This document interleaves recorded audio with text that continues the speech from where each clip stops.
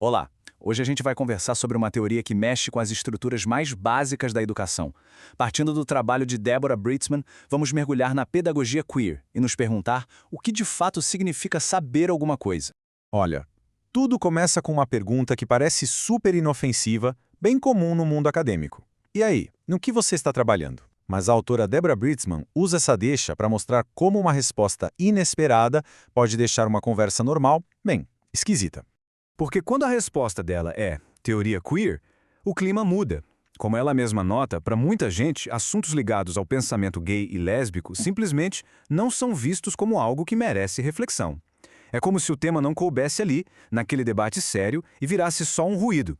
E é aqui que vem o pulo do gato do trabalho da Britzman.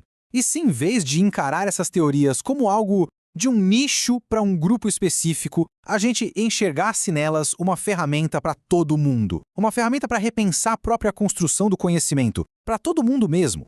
Ok, então vamos dar uma olhada em como a educação costuma lidar com a diferença. A resposta mais comum é a tal da inclusão. Mas, como a Britzman argumenta, muitas vezes isso não é o suficiente. A ideia na superfície parece ótima. Vamos adicionar vozes que foram marginalizadas ao currículo. O problema, segundo essa teoria, é que isso não mexe no sistema. Sabe, é como colocar um adesivo novo num carro com o motor quebrado. Não vai resolver o problema de verdade. E o mais interessante aqui é a dinâmica que isso cria. Essa inclusão superficial estabelece uma relação de poder. De um lado, tem o normal, que é quem tolera. Do outro, o diferente, que é quem é tolerado. No fim das contas, isso só reforça a exclusão, tratando-a como uma triste necessidade, sem nunca perguntar: quem decidiu o que é normal para começo de conversa? E essa citação da Judith Butler que a Britzman usa é perfeita para isso. Falar que as exclusões são tristes necessidades é um jeito elegante de aceitar que elas são inevitáveis. A inclusão superficial não cura a exclusão, ela só dá uma nova embalagem para ela. A estrutura que exclui continua lá, intacta. Então, o ponto crucial é esse. A pedagogia queer não quer só adicionar uns pontinhos novos no mapa velho. A proposta é bem mais radical. É querer rasgar o mapa. O objetivo é bagunçar, questionar ativamente essas normas invisíveis que mandam na educação. Agora, a gente vai para o coração da mudança de paradigma que essa análise propõe. É sobre redefinir o que a palavra queer significa nesse contexto. E isso aqui é fundamental.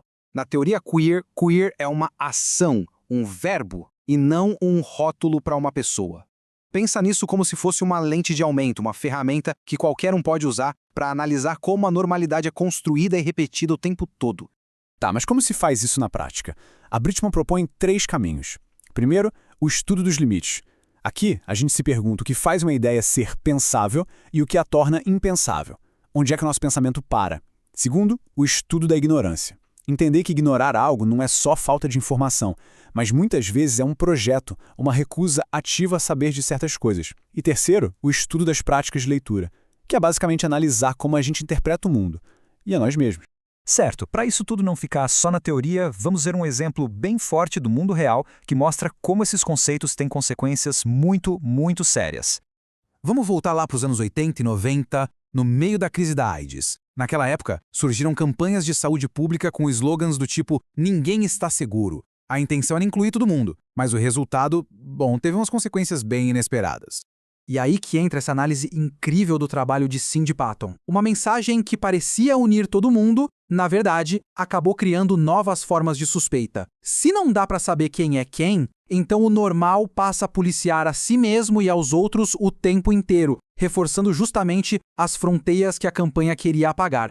E isso nos leva a uma pergunta provocadora. Na educação, a gente vive falando em criar um ambiente seguro. Mas e se essa busca pela segurança puder, na verdade, limitar o aprendizado?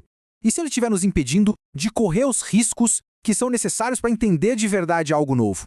A teoria defende que aprender de verdade não é só ficar acumulando fatos que nos deixam confortáveis. É se arriscar, é encarar aquilo que o conhecimento dominante não suporta saber. É um processo que pode e talvez até deva desestabilizar quem a gente pensa que é. E tudo isso nos traz para a nossa conclusão, que amarra todos esses pontos numa chamada final bem poderosa. Então, o que significa praticar uma pedagogia queer? Significa recusar o conforto do piloto automático, do sempre foi feito assim. É ter a coragem de olhar para aquilo que o nosso conhecimento costuma excluir, para a gente poder imaginar outros jeitos de se relacionar. E, talvez o mais importante, é aceitar que a incerteza não é um fracasso. Ela é parte essencial do processo de aprender. No fim das contas, a metáfora do título é essa. Parar de ler em linha reta é se comprometer a enxergar a diferença, a complexidade e a incerteza em tudo. É uma recusa a aceitar aquelas interpretações fáceis que só servem para confirmar o que a gente já sabia. E a gente termina com essa citação final que captura o objetivo ético e político por trás de tudo. A ideia não é só uma ginástica intelectual, é uma tentativa de ir além das formas como a linguagem e o conhecimento podem ferir, podem excluir, na esperança de construir um mundo onde, finalmente, todas as formas de existência importem de verdade.